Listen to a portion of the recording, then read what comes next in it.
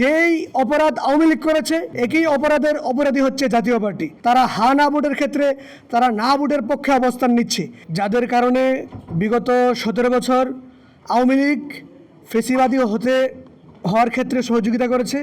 তাদের ক্ষেত্রে তাদের কি ভূমিকা, মানে নির্বাচন কমিশন তাদের নিবন্ধন বাতিল এবং নির্বাচন থেকে বিরত রাখার জন্য আমরা একটি স্মারকলিপি দিয়েছি।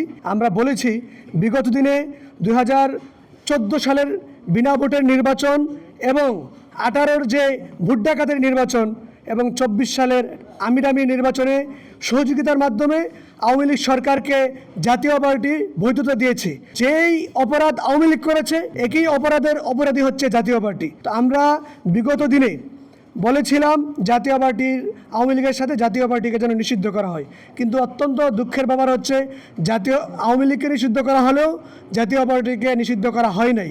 এক্ষেত্রে শুধু নির্বাচন কমিশনকে আমরা দায়ী করছি না, একই সাথে যারা সরকারে আছেন তাদেরকেও আমরা দায়ী করছি।